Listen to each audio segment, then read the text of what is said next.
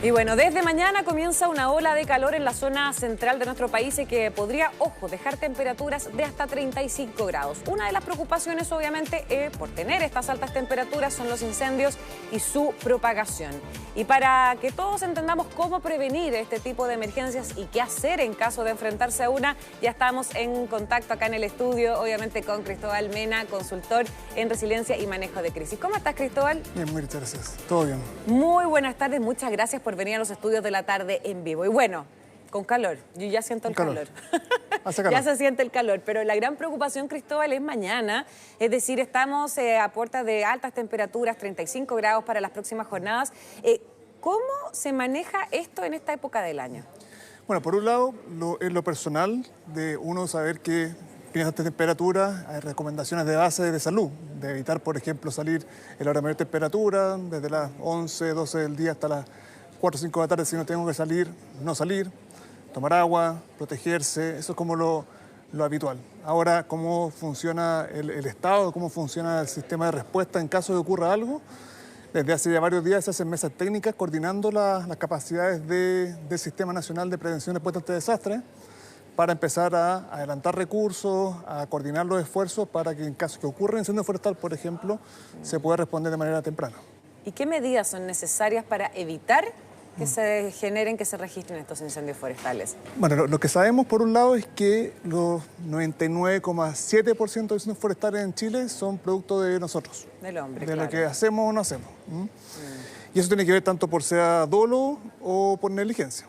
Sabemos que aproximadamente un 30% es por dolo y un 70% es por... O sea, existe un 30% de personas que quieren provocar un por incendio. alguna razón, claro. Claro, y del resto, resto es es por finalmente alguna... accidente, y se le quedó una colilla encendida, una fogata, estaba soldando, Claro. etcétera. Y eso al final es una buena noticia, porque significa que podemos hacer algo. No podemos evitar que haya un terremoto, pero sí podemos evitar que haya un incendio forestal. Entonces creo que ahí lo importante es que entendamos todos y todas que al final somos corresponsables de que esto ocurra o no ocurra. Y ahí entonces la invitación a las personas a hacerse cargo de, por un lado, de, como decías tú, de no encender fuego en espacios abiertos, trabajos con soldaduras, por ejemplo, que lo hemos visto muchas veces que el origen de estos grandes incendios es alguien está con una galleta haciendo un trabajo y esa chispa encendió algo. La fogata mal apagada, ahora empiezan las vacaciones, la gente quiere ir a los parques, a los campings, deja la fogata mal apagada. Entonces, es hacernos corresponsables. Esto no es culpa de la naturaleza, esto es culpa de nosotros. Sí. Cristóbal, tenemos que hacer una breve pausa y al regreso son 3 minutitos. Al regreso seguimos conversando.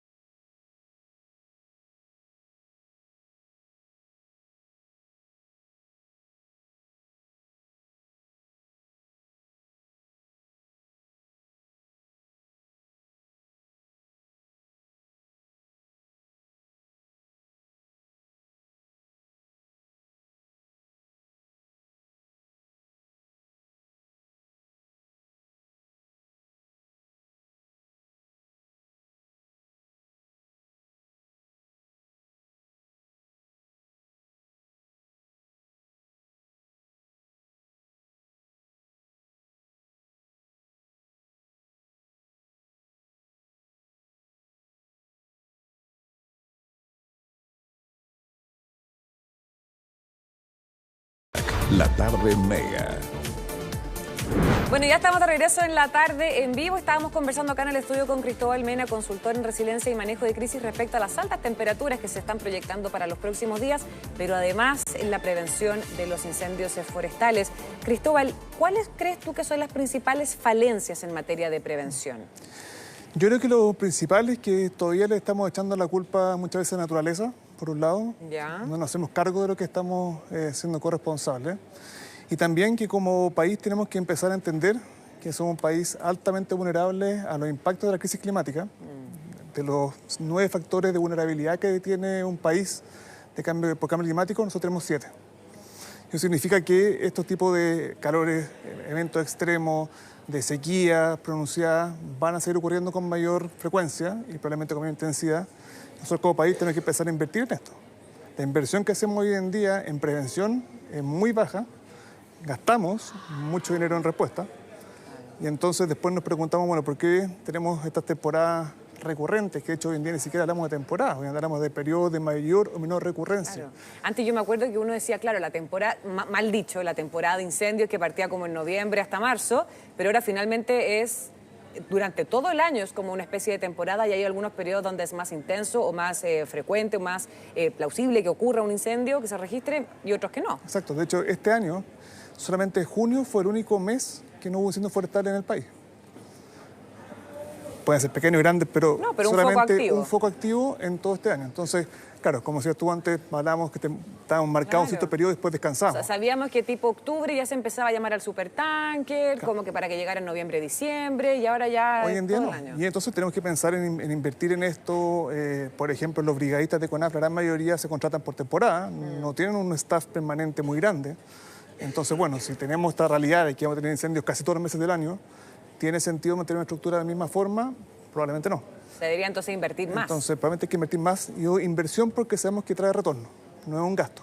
No, claro. Sabemos que por cada peso que invertimos en resiliencia nos ahorramos 2, 4 pesos en daño. Sí. Entonces, sabemos que efectivamente hay que hacer el cambio de switch en la política pública y empezar a poner más recursos en prevención y menos en respuesta.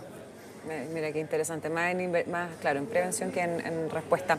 Ahora, nos pasó este año, por ejemplo, con los incendios de Valparaíso, que fueron muchos focos y por lo generalmente está pasando que son focos simultáneos. Es decir, los recursos se tienen que estar dividiendo, se tienen que estar reorganizando. Entonces, ¿cómo se previene la activación de nuevos focos cuando se está combatiendo focos ya activos? Bueno, como sabemos que hay una porcentaje, como decíamos, 30%, y que es intencional, que es lo que hemos visto últimamente, bueno, ahí no hay mucho que hacer en el fondo en el momento de controlar a alguien, salvo, por ejemplo, una cosa que hace un tiempo atrás decíamos de empezar a aumentar, por ejemplo, los patrullajes.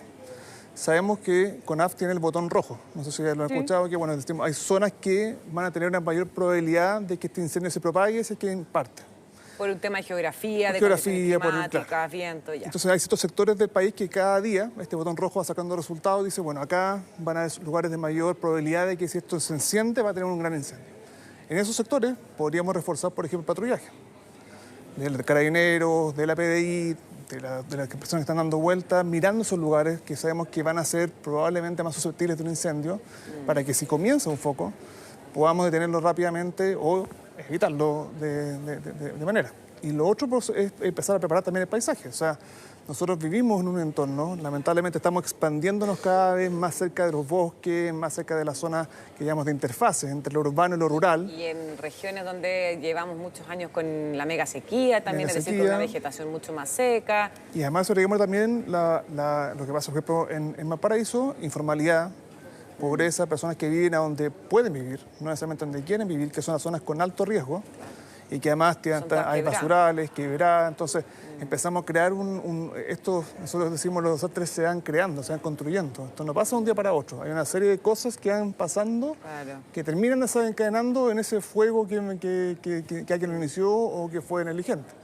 Y respecto, ya que mencionaste a Valparaíso, la geografía del Valparaíso es clave en la propagación de los incendios porque básicamente como son tantas quebradas pasa a ser como un efecto chimenea o efecto embudo. Claro. ¿Cuáles son los desafíos que tiene, por ejemplo, esa región? Bueno, yo creo que lo importante es planificar el territorio. O sea, nosotros podemos, como decíamos, no son naturales. Nosotros decidimos a dónde construimos y cómo construimos. En Chile, por ejemplo, no tenemos un estándar, así como tenemos el estándar sísmico, que nosotros tenemos una norma de cómo construimos para evitar que un terremoto... Claro. En Chile no existe una norma de cómo se construye, por ejemplo, zonas de interfase. Qué tipo de materialidad tienen que tener las casas, el ancho de las calles para que los vehículos de emergencia puedan entrar, el acceso al agua para los grifos. Eso hay, por ejemplo, en Australia existe este tipo de estándares que permiten preparar la ciudad para poder enfrentar ese incendio. Acá vemos la realidad de que eso está totalmente hecho muchas veces de manera informal, como decía, pero también que los espacios que tenemos hoy en día de ciudad no están pensados para necesariamente enfrentar un incendio forestal. Claro. Entonces, cómo pensamos las ciudades también es súper importante, en especial en ciudades complejas como Valparaíso, que tienen una alta densidad, con quebrada y con informalidad, que hace una receta perfecta al final para que ocurra un desastre. Bueno, tú mencionaste que cerca del 30% finalmente es completamente intencional. ¿Cómo consideras que ha funcionado el tema de la penalización para las personas que intencionalmente llevan a cabo estos incendios y además también su penalización, esa persecución, digo, y penalización? Bueno, siempre el delito de incendio es el delito del Código Penal que tiene la mayor cantidad de penas, de base, pero lo difícil es demostrarlo. Y creo que lo que se ha logrado, y creo que ha sido un gran mérito de la PDI, la gente que ha investigado los incendios de Viña del Mar, Viña Alemana y Quilpué en febrero, es que se logró detener a personas y formalizarla. Y eso creo que ya da una señal importante de que esto ya no es que yo puedo empezar un incendio y no me van a pillar. Que nunca me van a pillar. Ahora te van a pillar. Y eso ya creo que hace una gran diferencia. Tenemos que esperar resultados ahora de qué pasa con el proceso del juicio y ver efectivamente, ojalá que efectivamente se pueda concretar que efectivamente hubo un delito y que las sanciones sean ejemplificadoras para que haya de nuevo un desincentivo a hacer esto, que como digo, muchas veces es por intencionalidad de interés económico, otras veces porque quieren ver que el helicóptero bota agua o ver a los bomberos. Entonces, pero todos son responsabilidades y son delitos. Entonces hay que poner eso bien claro para las personas que esto no es un juego, esto mata, como este verano pasado, a 137 personas. Entonces, que no se nos olvide que empezar un incendio puede matar a muchas personas. Sí, sin duda. Ahora, ¿qué tan erosionados quedan los suelos? Porque nosotros vemos después de todas estas imágenes que quedan completamente negros y sabemos que cuesta mucho también que se vuelva a revegetar, entre comillas, es decir, que vuelva a surgir la naturaleza, la vegetación tal cual, muchas especies también se ven afectadas. Entonces, ¿cómo se resuelve el tema de la erosión post-incendios? Bueno, esto es un tema de cómo se recupera al final ese espacio, ahora dependiendo de si es urbano o es rural, porque en el fondo... Claro. También lo que tenemos que pensar, por ejemplo, en zonas de estas de interfaces, en Valparaíso, el mismo caso. Estos que están erosionados tienen el riesgo de que cuando entramos al invierno, toda esa vegetación, que es la que afirma la tierra, ya no está y tenemos riesgo de aluviones. Claro. Entonces también esto empieza a crear nuevos riesgos. Y en zonas rurales, ahí hay procesos agropecuarios para poder ir recomponiendo el suelo, revitalizándolo, y de ahí empezar de nuevo a construir, pero de nuevo es una afectación directa a los medios de producción de las personas, gente que vive de esto y que cuando se les quema su campo, su bosque, no puede tener ingresos por meses y eso lo pone más precario, más susceptible a desastre, entonces empezamos con un círculo vicioso que a veces es difícil de romper. Claro. Cristóbal Mena, muchísimas gracias por esta interesante conversación. Vale, que estés muy bien. Adiós. Bueno, y esperemos que no nos tengamos que ver tanto durante este verano con los incendios. Sí, pero ojalá no nos veamos. Pero muchas gracias. Vale, que adiós. estés bien. Chao, chao.